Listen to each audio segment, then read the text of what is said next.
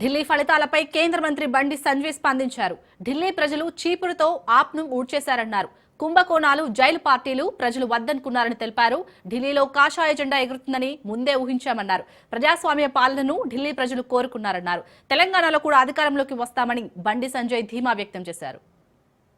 సంపాదనలో జైలుకున్న వ్యక్తి, అక్రమ దందాలో జైలుకున్న వ్యక్తి ఇవాళ రాష్ట్ర ప్రజలు ఏ విధంగా పాలిస్తారనేటువంటి విషయాన్ని వాళ్ళ ప్రజలు గమనించారు. జైలు రాజ్యం మాకొద్దు, మాకు ప్రజాస్వామ్యబద్ధంగా పాలన కావాలి. ఒక నీతి నిజాయితీ వంతుడైనటువంటి నరేంద్ర మోడీ గారి నేతృత్వంలో ఈ దేశంలో ఏ విధంగా నీతివంతమైన పాలన జరుగుతుందో, ప్రజాస్వామ్యబద్ధంగా పాలన జరుగుతుందో అటువంటి పాలన ఢిల్లీలో రావాలని చెప్పి ప్రజలందరూ ఆలోచించారు. అందుకే చీపుడుతో మొత్తం ఊడ్చి సాఫ్ చేసినటువంటి పరిస్థితి ఇలా ఢిల్లీలో చూస్తున్నాం. వారు వన్ సైడ్ విధంగా ఇలా భారతీయ జనతా పార్టీకి అనుకూలంగా ఇలా ఫలితాలు వస్తున్నాయి.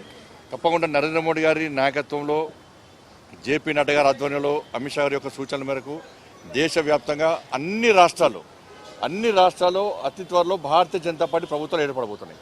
ఢిల్లీలో మేధావి వర్గంతో పాటు, సామాన్య ప్రజలతో పాటు మేధావి వర్గం అంతా కూడా భారతీయ జనతా పార్టీ కోటేసింది. ముఖ్యంగా ఉద్యోగస్తులు అందరూ కూడా భారతీయ జనతా పార్టీ కోటేశారు.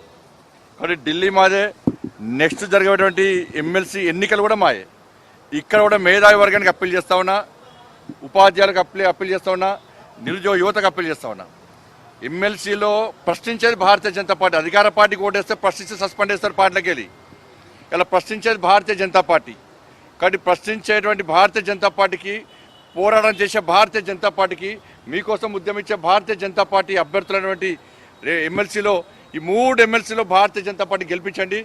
ఢిల్లీ మేధావి వర్గం ఏ విధంగా మంచి నిర్ణయం తీసుకుందో అదే నిర్ణయాన్ని తెలంగాణ రాష్ట్రం నుండి 3 ఎమ్మెల్సీ ఎన్నికల ప్రాంతంలో మేధావి వర్గము ఇలా ఆలోచించి మీ ఓటుకు వినియోగించుకొని